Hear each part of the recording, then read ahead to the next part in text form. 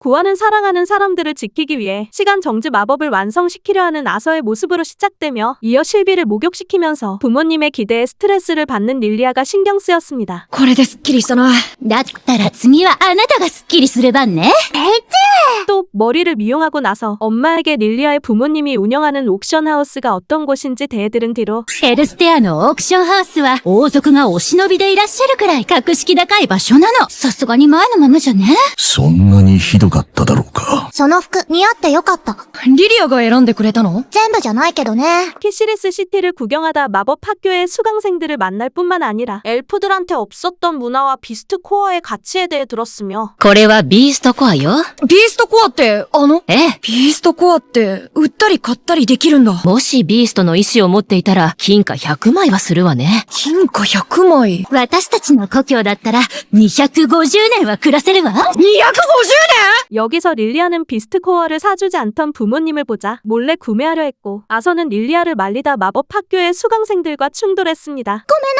ああ、なんだこのガキ。今ので謝ったつもりか？ 그 순간 릴리아의 어머니가 등장해 상황을 종결시켰고 릴리아는 자신을 모욕한 마법 학교의 수강생들과 싸우려는 아서를 보자 그를 저지시켰으며 アカデミーの生徒と喧嘩になったって？ごめんなさい、パパ。気にすることはない。アーサーもこれくらいのこと、君がアカデミーに入る何の足かせにもならないからね。 저녁에는 아서의 재능을 질투한 뒤로 스트레스를 받을 경우 가는 장소에 도착해 지금까지 있었던 일들을 떠올렸습니다. リリア、ここにいたんだ。アーサー。 이때 아서는 그녀를 찾아가 사과를 하려 했지만 괜히 오해를 사게 될까봐 그렇지 못했으며 여기서 릴리아는 아서에게 먼저 사과한 뒤로 오랜 세월이 지나도 마법을 쓰지 못하는 자신을 탓하고 나서 위로를 아서에게 받았습니다. リリアがこの家を出て行ったって？どういうことだ、アーサー。魔術を目覚めさせるためです。僕がいた場所にリリアを送って修行させることにしたんです。どうして私たちの許可なくリリアを？リリアが望んだことです。パパ、ママへ魔術が使えないままの私は二人にとって役立たずな存在です。何年かかっても必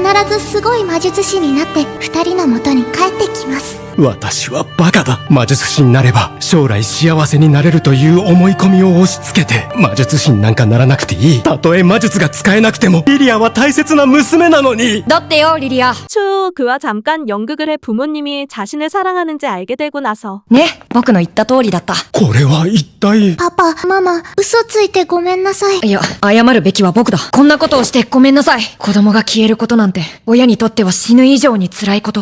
まして僕は、同じ理由で両親を悲しませてしまったことがあるのに。 자신의 부모님이 무신경했던 것 때에 아선에게 사과하는 걸 본 뒤로 帰ってきたばかりの子供をアカデミーに入れようだなんて。私はレイノルズ、アリス、どうか謝罪させてほしい。 다시 그들과 사이가 좋아졌습니다. 마지막에 엘레나와 릴리아를 각성시킨 뒤로 本当におめでとうございます。